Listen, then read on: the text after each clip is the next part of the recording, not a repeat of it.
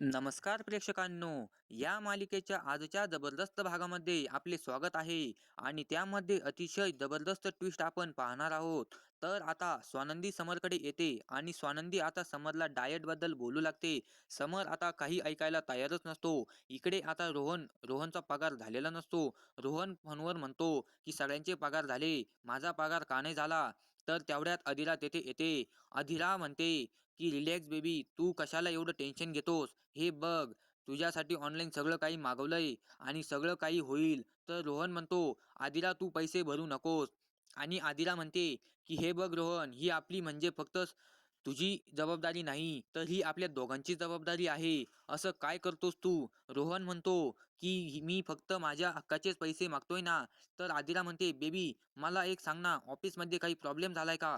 आता इकडे स्वानंदी समरला मेडिकल चेकअपसाठी घेऊन आलेली असते. तर तेवढ्यात मॅडम तेव्हा समरला म्हणतात, की "तुमचं टाईम टेबल सांगा ना दिवसाचं." तेव्हा आता समर म्हणतो, "मी खूप बिझी असतो आणि मला ना कंपनीत खूप काम असतं." तेव्हा पुन्हा मॅडम म्हणतात, की "हे बघा, त्याबरोबर तुम्हाला तुमच्या आरोग्याकडे सुद्धा लक्ष द्यायला हवं." आणि तेवढ्यात स्वानंदी समरचे सगळे टेस्ट रिपोर्ट आता मॅडमला देते. मॅडम आता ते टेस्ट रिपोर्ट बघतात आणि समरला म्हणतात, "तुम्हाला काही औषधे सुरू आहेत का?" समर म्हणतो, की "ही छोटी-छोटी औषधे घेत असतो मॅडम." मॅडम म्हणतात, की "हे तुम्हाला डॉक्टरांनी सांगितलं का?" तर समर म्हणतो, "नाही." समर म्हणतो, "ही तर छोटी-छोटी औषधे आहेत तर मॅडम." मॅडम म्हणतात, की "हे बघा, औषधे किती जरी छोटी असली, तरी त्यांचे साइड इफेक्ट सुद्धा होतात." मॅडम म्हणतात, "हे बघा, तुमचा हार्ट रेट सुद्धा वाढलेला आहे आणि तुमची शुगर सुद्धा वाढलेली आहे आणि त्यासाठी तुम्हाला काही गोष्टी पाळाव्या सुद्धा लागतील." असे मॅडम म्हणते. तर समर म्हणतो, "हे बघा, मी काय त्या गोळ्या मला आवडतात म्हणून खात नाहीये." समर म्हणतो, की "आता त्यासाठी तुम्ही जर मला गोड खाणं बंद करण्यासाठी तुम्ही मला सांगत असताल, तर हे मला टाकायला जमणार नाही." कारण आता स्वानंदी म्हणते, की "मॅडम तुम्ही काळजी करू नका. पहिला प्रश्न यांच्या शेड्यूलचा, तर तब्येतीसाठी आपण यांचा शेड्यूल सुद्धा मी बदलू शकते." तर समर स्वानंदीकडे बघतो आणि "त्यासाठी आपण सगळं सांभाळू, वेळ सुद्धा सांभाळून. मॅडम तुम्ही टेन्शन घेऊ नका." अशी स्वानंदी बोलते. आता इकडे मलिका ही अर्पिताला तिच्या बेडरूममध्ये घेऊन येते आणि म्हणते, "इकडे समर आणि स्वानंदीचं काय चाललंय हे तर आपल्याला दिसतंय. पण तिकडे माझ्या बेबी डॉलचं काय चाललंय असेल, कळायला मार्गच नाहीये." अर्पिता म्हणते, की "मॉम असं काहीच होणार नाही." अर्पिता बोलते, की "आपली अधीरा आता खूप शहाणी झाली." मलिका म्हणते, "कसली शहाणी? काही नाही." मलिका म्हणते, की "मला ना असं झालंय, की कधी एकदा माझा बेबी डॉल माझ्याकडे घरी येईल आणि म्हणेल, की मम्मा आय एम टायर्ड. आता मी ते घरीच कधीच जाणार नाही." म्हणून अर्पिता म्हणते, "तो दिवस लवकर येईल." मलिका म्हणते, "तर तिला फोन लाव बरं अगोदर." आता आता इकडे अर्पिता अदिलला फोन करते आणि म्हणते, "कशी आहेस? काय करतेस?" अदिला म्हणते, "काय नाही, काम करते आणि रोज बरोबर टाइम स्पेंड करते." अर्पिता म्हणते, की "काय तू काम करतेस तिथे?" अदिला म्हणते, की "बेसिक काम ग, कपड्याच्या घड्या घालणं वगैरे. आणि तुला तर माहीत आहे का, रोहनची आई ना दररोज काहीतरी माझ्याशी भांडायला नवीन कारण शोधत असतात. ते बघ." ऐकून आता अर्पिता खुश होते.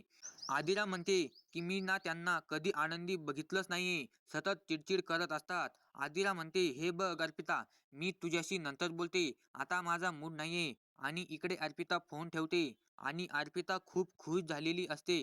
मल्लिका म्हणते, "काय झालं गं?"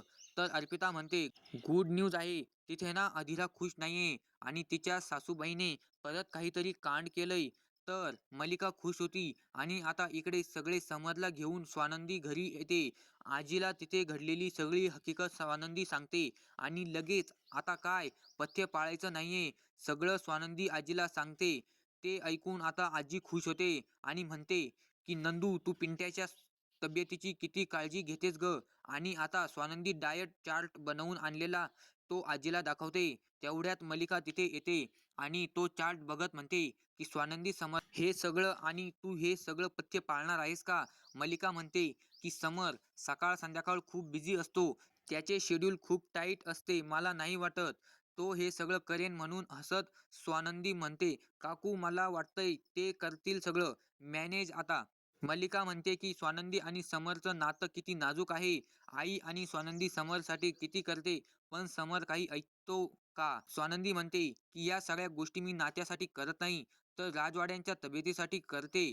मल्लिका म्हणते की पण याचे परिणाम कधी दिसतील? स्वानंदी म्हणते 1 दिवसात नाही, पण काही दिवसांनी त्याचे परिणाम नक्की दिसतील. आता मल्लिका एका तोंडावर पडते आणि स्वानंदी म्हणते की हळूहळू होईल त्यांच्या तब्येतीत सुधारणा आणि नंतर सगळं काही ठीक होईल. तर आजी खुश होते आणि आजी म्हणते की वा नंदू, हे सगळं तूच करू शकतेस बरं का. मल्लिका म्हणते की स्वानंदी, हे सगळं करण्या अगोदर तू आमचा सल्ला घ्यायला हवा. तर आजी म्हणते मल्लिका गप्प बस, काही आडीकाठी घालण्याची गरज नाहीये तुला. मल्लिका अशी आता आजी बोलते. आता इकडे स्वानंदी बेडरूम मध्ये सगळं काही शेड्यूल आणि समरचा प्लॅन तयार करत असते. तर तेवढ्यात समर तिथे स्वानंदीला म्हणतो, काय चाललंय स्वानंदी मॅडम? तर आता स्वानंदी म्हणते, हे बघा मी आता तुमचं शेड्यूल बनवलंय. हे शेड्यूल स्ट्रिक्टली फॉलो करायचंय बरं का. समर म्हणतो, मी सांगतो ना त्या त्या शेड्यूलमध्ये काय असेल, वेळेत खा, कमी म्हणजे प्रमाणात खा, वेळेत जेवा, एकदम वेळेत उठा, बरोबर ना? व्यायाम करा, प्राणायाम करा, असंच त्या शेड्यूलमध्ये असणार. मला माहीत आहे. तर स्वानंदी हसू लागते. समर म्हणतो, मी हे सगळं काही करणार नाही. तुम्ही मला हट्ट केला म्हणून मी तुमच्याबरोबर तिथे आलो. स्वानंदी म्हणते की हे वागणं तुम्ही निष्काळजीपणे घेता, अति करता असं वाटत नाही का तुम्हाला? स्वानंदी म्हणते की काल तुमचा बीपी शूट झाला होता. समर म्हणतो की स्वानंदी मॅडम कामाच्या प्रेशरमुळे झाला असेल थोडं. समर म्हणतो तुम्ही टेन्शन घेऊ नका आणि प्लीज माझ्यासाठी एवढं काही करू नका. स्वानंदी म्हणते मी तुमच्यासाठी एफर्ट घेणार म्हणजे घेणारच, कारण तुम्ही माझ्या बाबांसाठी एवढं केलं ना, मग मी नको का करायला? मी पण मित्रासाठी करणार आणि मी तुमच्यासाठी काही करायचं ठरवलंय तर तुमचं काय हरकत आहे, असे स्वानंदी बोलते. तेव्हा आता समर्थ स्वानंदीकडे बघतच राहतो. समर म्हणतो, हे बघा मी जर तुमच्या बाबांसाठी काही केलं तर तुम्ही माझ्यासाठी केलंच पाहिजे असं काहीच नाहीये. स्वानंदी म्हणते अजिबात नाही, नात्यामध्ये देवाणघेवाण ही असावीच लागते. स्वानंदी म्हणते मुळात ही सगळी चांगली देवाणं घेवाणं आहे. तर समरला आता काहीच बोलता येत नसतं आणि समरचा नावीलाज होतो. स्वानंदी म्हणते हे सगळं फॉलो करायचं आणि फॉलो केल्यानंतर तुमच्या गोळ्या बघा, तुम्हाला कळणार पण नाही. तुमच्या आयुष्यातून तुमच्या त्या गोळ्या कशा गोल होतात त्या. आता समर उठून ते शेड्यूल बघतो आणि ते शेड्यूल बघून आता समरला धक्काच बसतो. मित्रांनो, समर म्हणतो हे माझ्याच्याने होणारच नाही. समरकडे बघत स्वानंदी म्हणते तुम्ही काळजी करू नका, तुमच्या या हेल्दी जेवणाला टेस्टी बनवण्याचं काम माझं. समर म्हणतो तुम्ही सारखं सारखं का असं वागता, मला अशा गोष्टींची सवय नाहीये. स्वानंदी म्हणते तुम्ही फिट राहण्यासाठी आपण यातलं सगळं फॉलो करणार आहोत. आणि स्वानंदी म्हणते आता मागे हटायचं नाही. तर स्वानंदी तिच्या मोबाईलमध्ये त्या सगळ्या शेड्यूलचा फोटो काढते. तर समर फक्त स्वानंदीकडे बघतच राहतो नेहमीसारखा. समर आता दुसऱ्या दिवशी सकाळी उठतो, कामाला जाण्यासाठी आवरतो. तेव्हा आता स्वानंदी एकदमच आता समरला न्यू पद्धतीने हेल्दी जेवण घेऊन येते. तर आता शेड्यूल प्रमाणे स्वानंदी समरला सगळे इन्स्ट्रक्शन सांगते. तर समर म्हणतो हे बघा मला कंपनीत खूप काम आहे, बाकीचे सुद्धा कामं आहेत मला, हे जमणार नाही. स्वानंदी म्हणते हे बघा तुमचं हेल्दी जेवण आणि जेवणाची बास्केट. स्वानंदी आता समरकडे देते. आता इकडे समर आता कंपनीत येतो आणि आनंदला आता सगळं हकीकत सांगतो. तर समर म्हणतो मला हे जमणार नाही. तेव्हा आनंद आता समरला समजावत म्हणतो की हे बघ, तू काळजी करू नको, तू फक्त खायचं काम कर, बाकीचं सगळं स्वानंदी वहिनी बघून घेतील. तर आता आनंदाने सुद्धा स्वानंदीची बाजू घेतल्यामुळे समर डोळे किलकिलीने करून आनंदकडे बघतो.